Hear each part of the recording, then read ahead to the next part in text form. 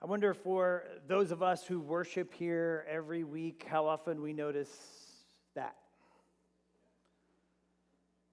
Sometimes when we just come week after week, it just kind of blends into the scenery. Right? And when someone new comes, that's one of the first things they think about or notice. They say, I love the cross. And I'm like, oh yeah, there is a cross. And then their second question is, how is it up there? Is it like levitate? I tell them it's the Holy Spirit that's actually levitating that up there. When we moved in, it was quite a discussion. When we moved into this building, there were some people that wanted to take it down. And I didn't want to do that. I thought it was important that the cross remain the center of what we do. But they were worried that it was going to fall on my head. And I said, hey, if I am impaled to the stage by the cross while preaching the gospel, that is a good way to go. You guys will be in counseling for the rest of your life. But I'm okay with that. This cross wasn't actually ours. It was part of the Episcopal Church before us, and it stays, and it reminds us that the cross is the center of all we do, and it's not something that we think about very often, is it? We go through life day after day, and how often do we think about the cross? The horrors of the cross, what we just read, the way Jesus died. And the cross, perhaps the world's greatest recognized religious symbol. There are people that don't believe in the gospel, but yet will have a cross on a necklace around their necks, or have it tattooed on their body, or they'll have stickers of it somewhere, or maybe it'll mark their grave. The cross cannot be minimized. The cross cannot be marginalized. The cross, like this, hanging above the center of all we do, must be the center of our lives. And so this week, we have come to the cross. And so Matthew 27, last week, we inched closer to this inevitable cross. We saw Jesus before Pilate, sentenced as guilty, even though he was completely innocent. But yet guilt surrounded Jesus, didn't it? The Jewish religious leaders were guilty. The crowd shouting, "Crucify him," they all were guilty.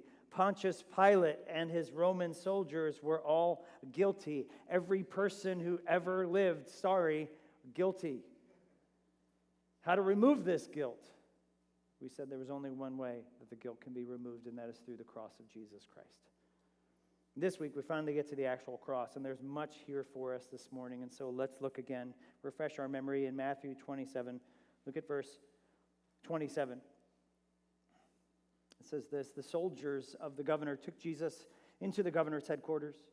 They gathered the whole battalion before him, and they stripped him, and they put a scarlet robe on him, and twisting together a crown of thorns, they put it on his head. They put a reed in his right hand. And kneeling before him, they mocked him, saying, "Hail, King of the Jews!" And they spit on him. And they took the reed, and they struck him on the head. And when they had mocked him, they stripped him of the robe and put his clothes on him and led him away to crucify him.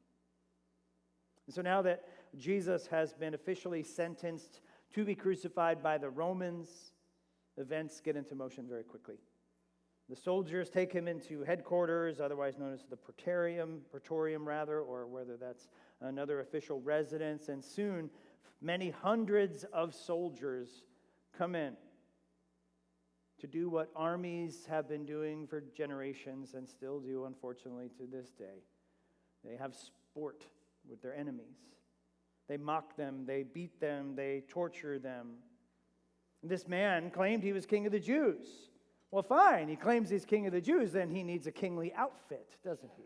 And so they dress him in that. They take the original clothes off of him, and they put on this probably red sash that was really just a remnant from a Roman soldier's regular outfit, which is probably dirty and stained with blood and faded from the sun. It certainly doesn't look like what a king would wear. They twist together some branches of thorns in a circle, and they pushed it on his head. When we were in Israel, there are these plants all over the place. You might be able to see this. It is just a little strand of thorns that looks like that, and you can't see the thorns, but they're very, very big. They're enormous thorns, and they're very, sharp. And so imagine twisting all that together, maybe layer after layer, course after course, and then shoving it down on Jesus' head. No doubt would be more blood. They take a reed, and when you read that word reed, don't think of like a reed that's bent over in a marsh. It's a reed, more like a bamboo pole. They would use these things to actually make their walls and make their roofs of their houses. This was a very, very strong and thick, almost piece of bamboo. And they put that in his hand. And they dropped to their knees and they mocked him, saying, "Hail, King of the Jews!" They slapped him. They laughed at him. They spit on him. They drove the thorns deeper into his scalp. They took the reed and they beat him with it. All this, don't forget, after he's been scourged, right? Massive blood loss, massive shock, and now this again. After this, of course, they take off his outfit. They put his own clothes back on him and they lead him away to crucify him. I don't know if you've ever been mocked, and I'm not talking about banter between people. Nobody's been mocked probably in this room by hundreds of people or beaten by hundreds of people, knowing full well that those same people are about to kill you. None of us have ever been stripped naked, dressed in a costume with props, and physically beaten and spit on. Jesus, completely and totally humiliated, on his way to the most humiliating death that ever was. So I'll say this: Jesus suffered humiliation before exaltation. Jesus suffered humiliation before exaltation. And as heavy as this week's passage is, we have to kind of keep just one eye on next week, right? One eye on the resurrection, right? The glory of that, the exaltation of that. But that is not going to happen unless the cross happens. The exaltation of the resurrection doesn't happen without the humiliation of the cross. And Jesus, of course, didn't stay in the grave. He was humiliated even unto death, but he will be exalted in his resurrection. Imagine the strength of Jesus at this moment, the self-control, knowing full well that you can turn a couple hundred Roman soldiers into a smoldering pile of dust with just a thought. But yet he doesn't. In fact, humiliation, church, is the very path to exaltation. The world has that backwards. The world says, exalt yourself. Humiliation is bad. But Christianity says, no, humiliation is actually the path to exaltation. Christianity, again, is a paradox. It's the way of Christianity. And once again, our friends, Puritan friends in the Valley of Vision, sum it up very well for us. The prayer goes like this: let me learn by paradox that the way down is the way up.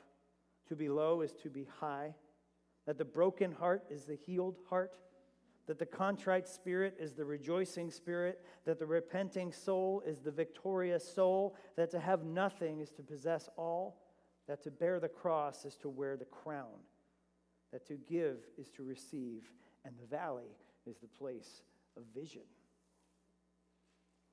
We know this because this is Jesus himself who is doing this, of course, but he's also lived what he taught his disciples. A few pages before us in Matthew 23, verses 11 and 12, you might remember Jesus says, "The greatest among you shall be your servant. Whoever exalts himself will be humbled." But what's this? Whoever humbles himself will be exalted. Jesus was humbled before he was exalted. In 18:4, he said again, "Whoever humbles himself like this child is the greatest in the kingdom of heaven." It didn't make sense that humility was the path to exaltation. And we see in 1 Peter chapter 5, verses 5 and 6, it says, "Likewise, you who are younger, be subject to the elders. Clothe yourselves, all of you, with humility towards one another. For God opposes the proud, but gives grace to the humble. Humble yourselves, therefore, under the mighty hand of God, so that at the proper time he might," what? Exalt you. Exaltation comes through humiliation. And Jesus is showing us that right here in this account. Of course, it's a pretty short walk to application here. Are we seeking to exalt ourselves? or are we seeking to be humble? Did you catch that verse in 1 Peter? It's one of the scariest verses in the Bible. God opposes the proud. If you're proud, God opposes you. And one of the authors who wrote a book on humility said, and it's not if we have pride, it's where is our pride. We all have pride. We all struggle with pride. And in that moment, God opposes us. He gives grace to the humble, but he opposes the proud. Think too, what does our culture value? They value humility. They value exaltation. It's in the air that we breathe. Take care of yourself. Do what you got to do. Take care of your needs. What would the average American think of the church and what they value? Would they think that they're supposed to value humiliation, or the church should value exaltation? What would our own heretics in the prosperity gospel say? Exalt yourself. God's for you and your glory and your goodness. Martin Luther talked of the theology of the cross versus the theology of the crown. We should be actively seeking the theology of the cross. A Christian should not be seeking their own glory and exaltation, but we should be seeking rather humility, like Christ did. That does not mean weakness. That's the misunderstanding. Humility does not mean weakness. Humility is meekness. Humility is power under control. This is God the Son here, yet restraining everything in order to fulfill the mission that the Father has given him and that he is willingly undergoing.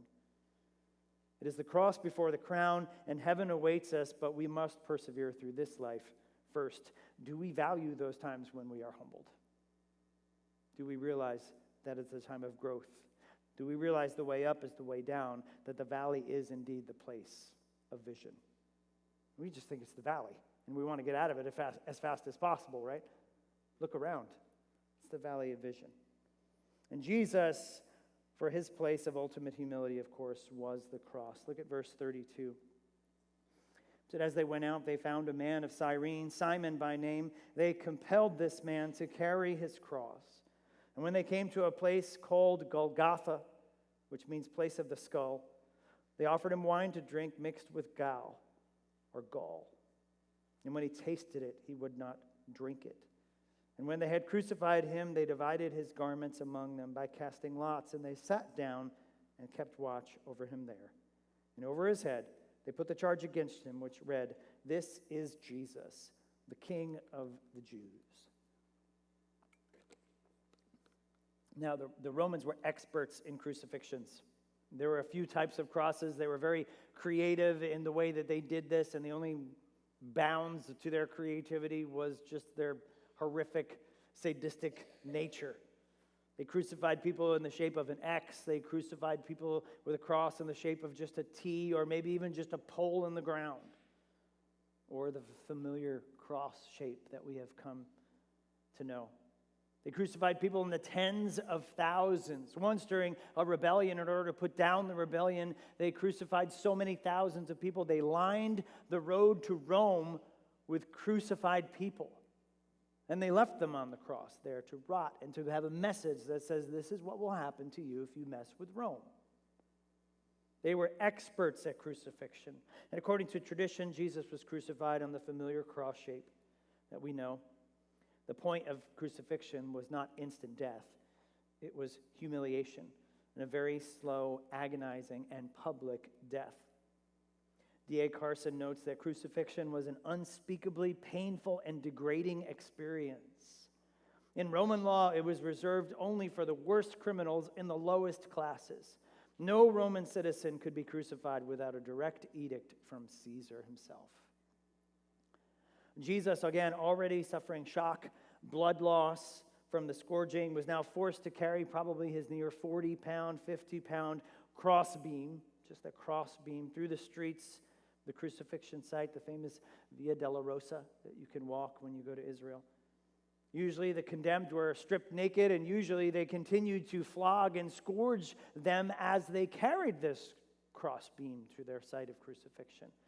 They don't say that they did that, but I have a feeling that Jesus Having suffered so much blood loss and trauma, he probably had a lot of trouble carrying that cross as it was. Probably stopping, probably falling, probably trying to catch his breath. And now, picture this too. Lining the streets were all of who? All of the people. Mocking him, spitting at him, throwing garbage at him. And the Roman soldier said, we got to speed this up. This is not going to be good. If this guy takes this long, we're going to have a full-blown riot on our hands in the street. And so the text says compel, they just force. Simon of Cyrene, which is in northern Africa, no doubt probably in town for the Passover feast, to carry this crossbeam for him. Quick, grab that, let's get out of here. We need to get this going. They arrive at the crucifixion site, the place called Golgotha, the skull. Maybe because it resembled a skull, or more probably, this is where the Romans crucified people, the skull, the place of death. And I do have two pictures, and I definitely forgot my laser pointer. But up to the bottom left, if you see that little dotted line, that's where the temple is. To the top left is Golgotha.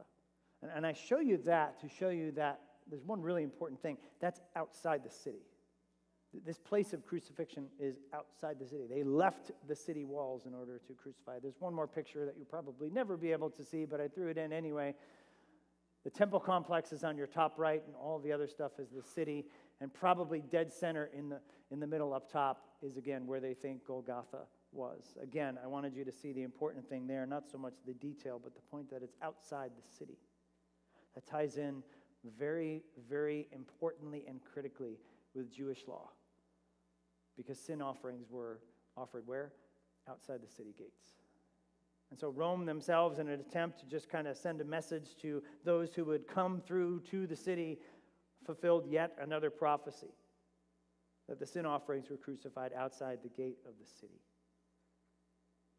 They offer him wine mixed with gall. Mark says that it's myrrh. They offer this to him to drink. It's either one of two things. Either it's so bitter, it's completely disgusting, and Jesus would just refuse to drink it, and they would give it to him like you would give somebody something disgusting to drink just to mock them. Or it could be a powerful narcotic and a painkiller that maybe out of mercy they were giving to him to deaden some of the pain of what he's in, maybe keep the crucifixion going on a little longer for public display. Jesus refuses to drink it. I like to think it was the narcotic. I like to think that Jesus said, no, I'm going to feel every ounce of the Father's wrath for sin, and I'm going to pay it all. The text simply says they crucified him, and then they divided his clothes among them, throwing dice, almost like a normal day for the Roman crucifixion squad. To be crucified, you had your arms spread full out. Your hands, probably and your wrists, were nailed to the crossbeam right through into the wood. Your feet were nailed to the main pole that was then hoisted up, probably several feet off the ground. And there you hung. And think about that. You're hanging by the weight in the nails in your wrists, supported by your feet. And so after a while, right, you just get exhausted and you start to droop down. And the problem with that is that everything in here then gets constricted, and then you can't breathe. And so the only way that you can take a breath is for you to pull yourself up by those nails, your hands that are nailed to the wood, and consequently pushing up on your feet where they are also nailed into the wood. Which, think about the agonizing pain that would be just to take one breath. After a while, the pain in your back, the pain in your feet, the pain in your arms, the sheer exhaustion and shock, you go in and out of consciousness. After a while, you just give up. After a while, you say, I can't lift myself up one more time to do this. And you suffocate.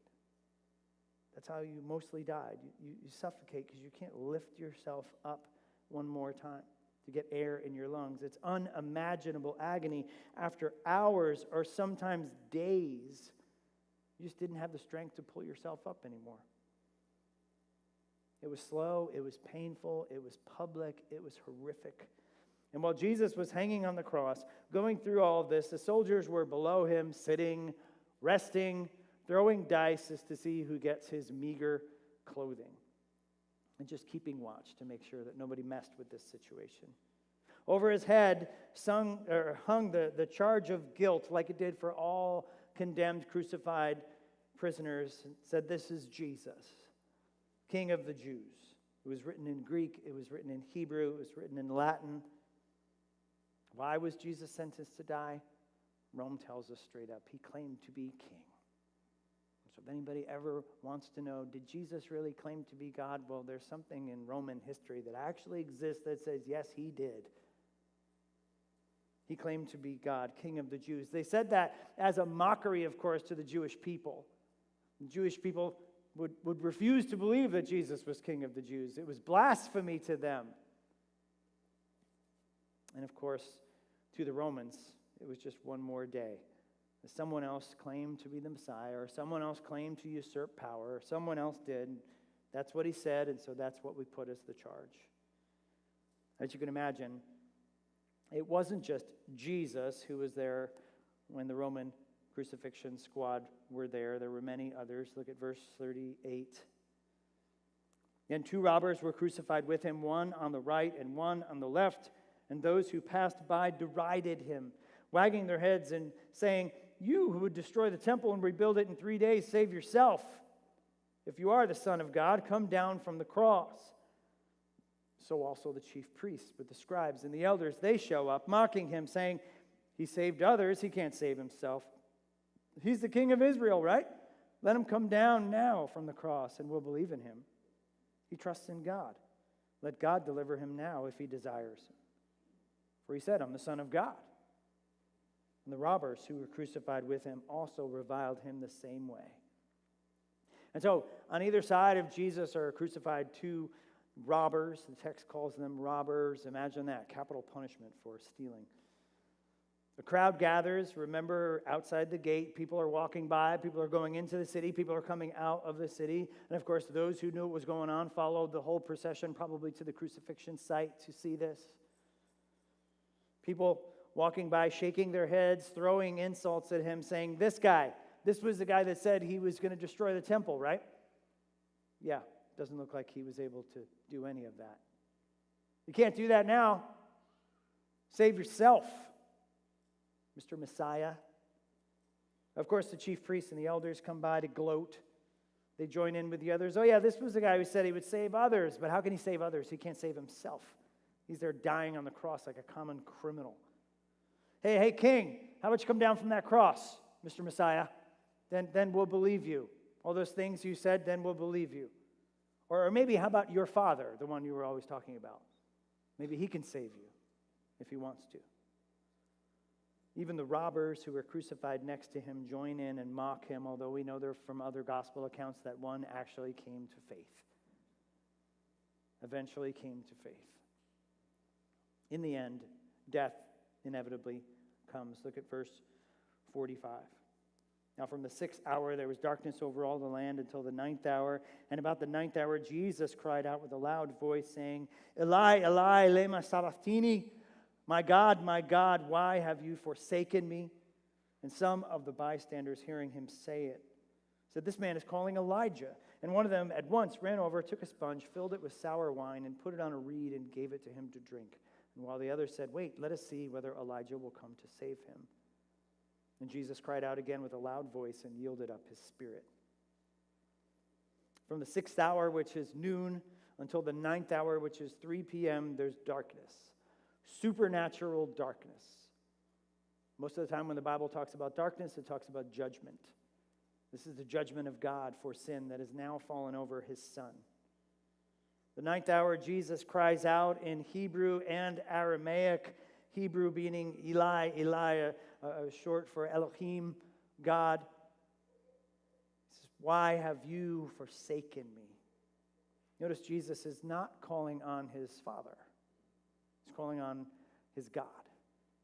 Out of humanity, we see the pure humanity of Jesus in that moment, knowing that God has turned his back on him, or thinking that he has forsaken him. "Why have you left me? When are you going to save me? Are you even still there?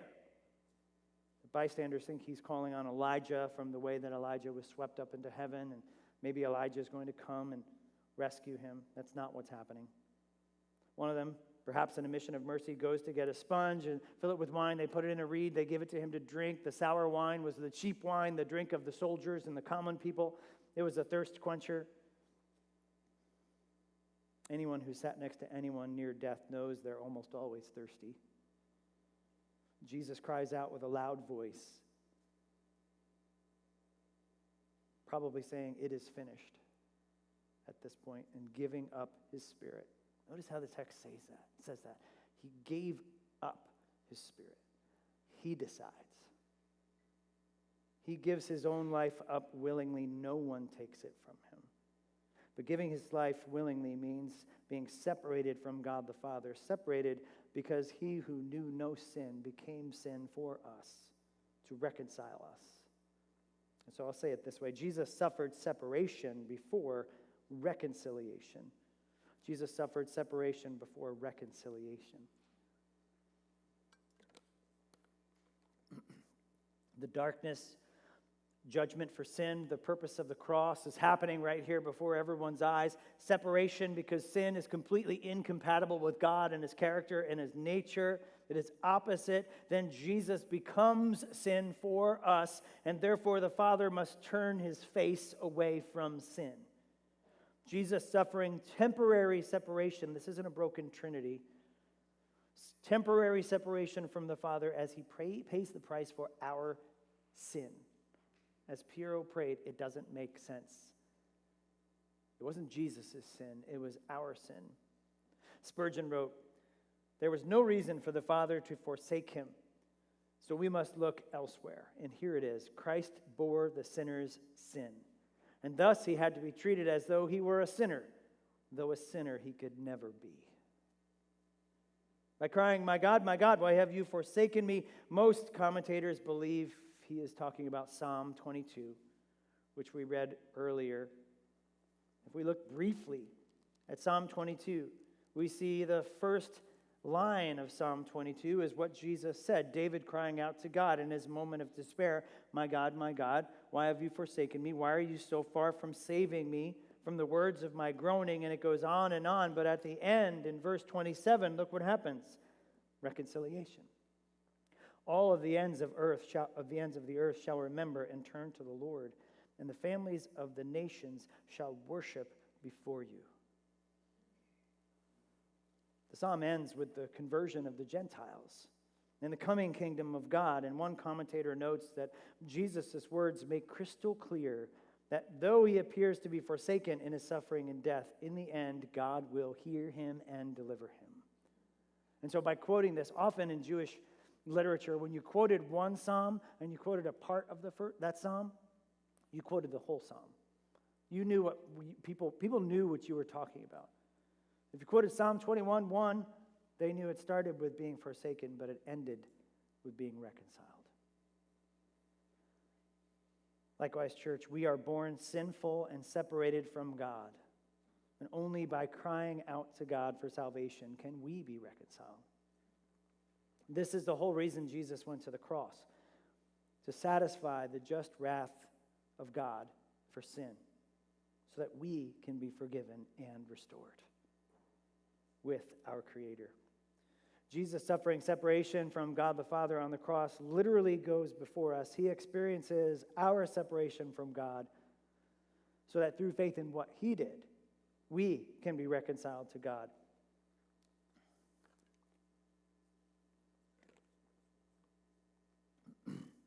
Those who attended our midweek series, The Giants of the Faith, way back when, you might remember a poet named William Cooper who suffered crippling suicidal depression.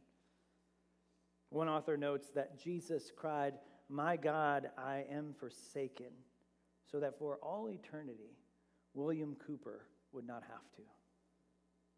In other words, Jesus cried out, my God, I am forsaken, so that Mike Rule, or John Lisa, or Steve Barlow, or Ron Vreeland, or anyone in this room doesn't have to. Jesus went for us to be forsaken so that we can be reconciled. It's another major paradox of our faith again. Separation comes before reconciliation. In order to be reconciled, you have to be separated.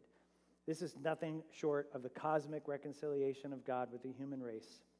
And in order to reconcile, Jesus needed to experience separation first. This is no ordinary event. This is no ordinary crucifixion. And the events that immediately follow demonstrate that beyond a shadow of a doubt. Back in Matthew 27. We see the aftermath. Look at verse 51. And behold, the curtain of the temple was torn in two from top to bottom. And the earth shook, and the rocks were split, and the tombs were also opened. And many bodies of the saints who had fallen asleep were raised. And coming out of the tombs after his resurrection, they went into the holy city and appeared to many. And when the centurion and those who were with him, keeping watch over Jesus, saw the earthquake and what took place, they were filled with awe and said, "Truly, this is the Son of God." There were also many women there looking on from a distance who had followed Jesus from Galilee, ministering to him, among whom were Mary Magdalene and Mary, the mother of James and Joseph, and the mother of the sons of Zebedee. So the curtain of the temple torn in two from top to bottom, most likely this is the curtain that separated the holy place from the most holy place where the presence of God was. This is not like a curtain that we have in our homes.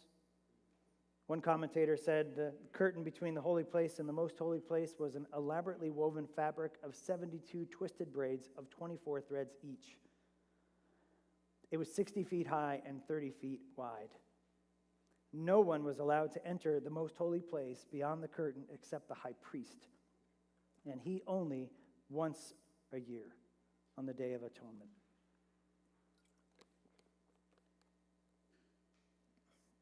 So we put these pieces together.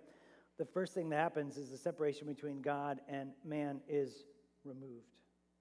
We have access to God. The curtain torn in two symbolizes that we don't need a priest, we don't need a temple, we don't need sacrifices, we don't need the old law to do that. We have direct access to God through faith in Jesus Christ. There are many other signs that Matthew notes: a massive earthquake. Rocks are literally broken apart. The creation reacts to the temporary death of his creator. Thank you.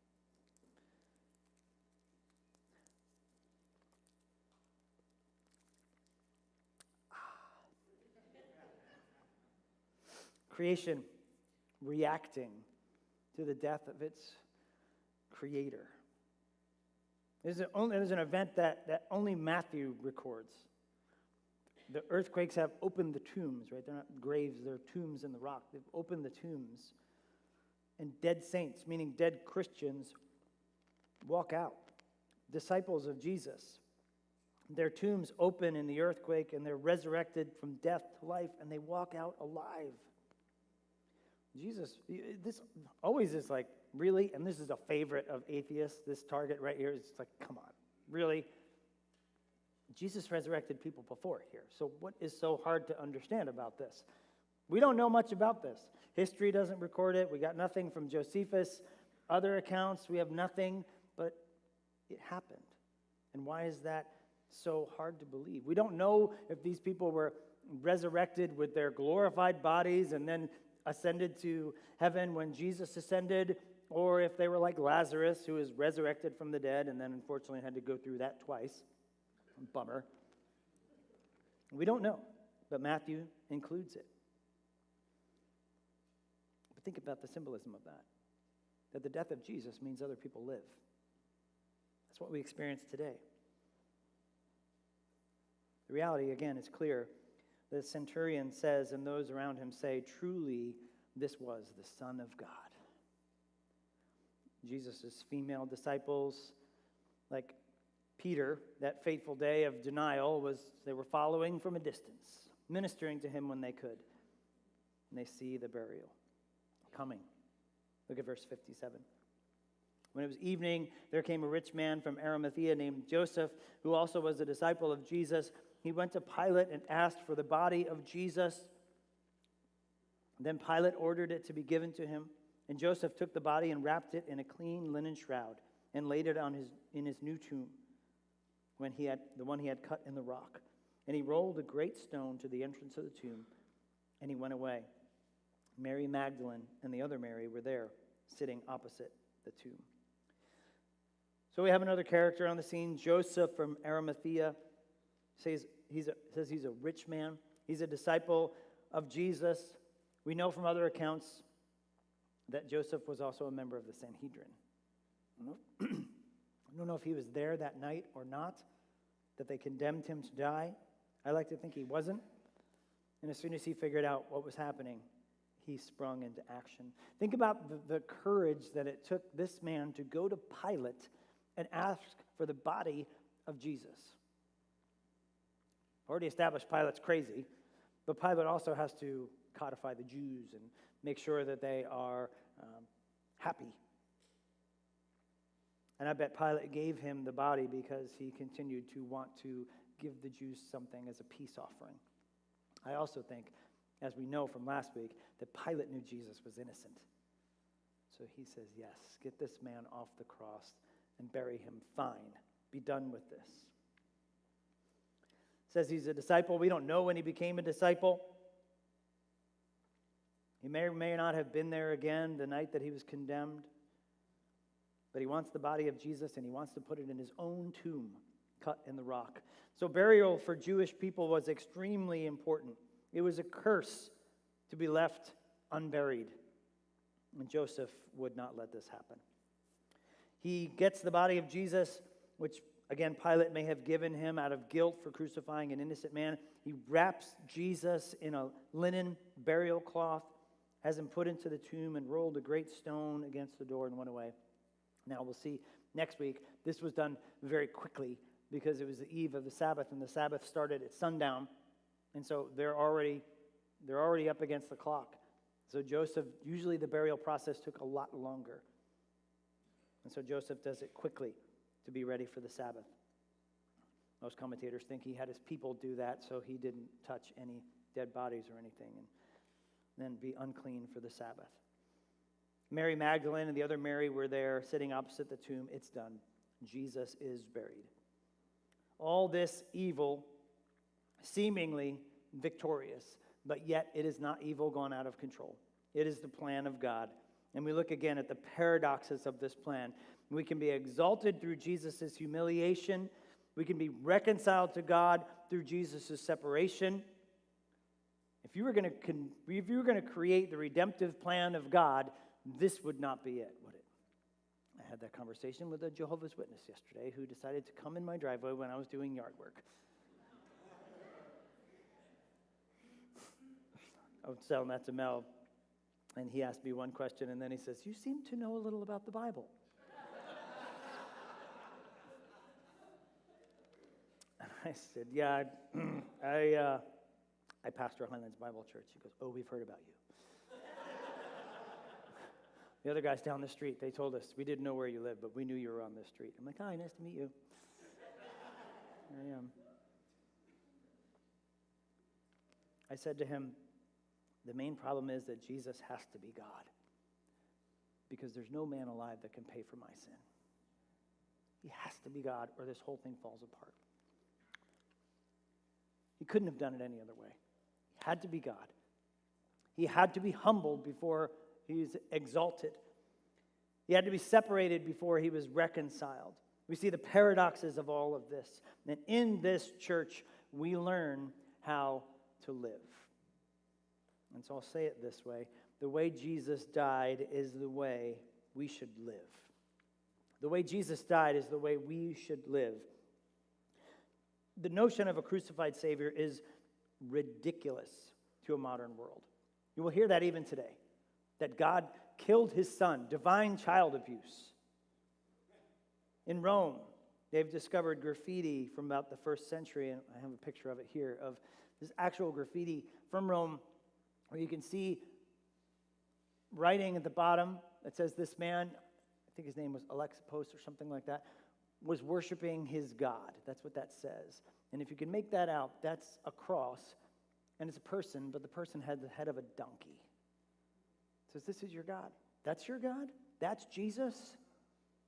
It's ridiculous.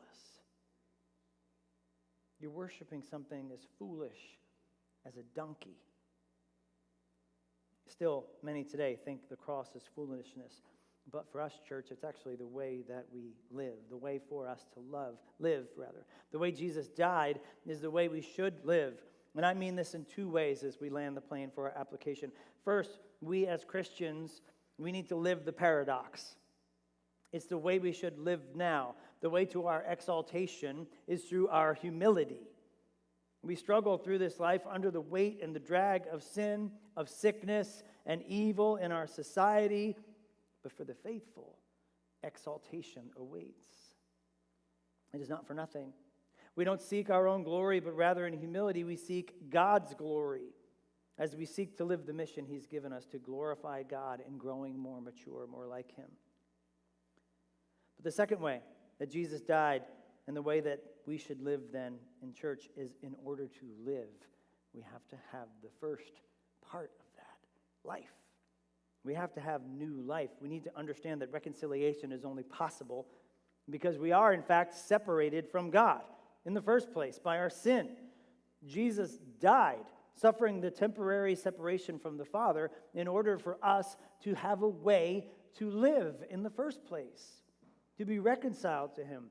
This is through faith and faith alone. The way Jesus died is the only way that we can live. And Martin Luther, again, the theology of the cross has to be at the center of who we are as individual Christians, but also as a church. We need to be able to say with the Apostle Paul, I am resolved to know nothing but Christ and Him crucified. And so, church, we reflect on this and we ask, is our life centered on the cross? Is our life actually centered on the cross in Jesus? And do we seek our own exaltation? Or like Christ, do we know that exaltation comes through humiliation?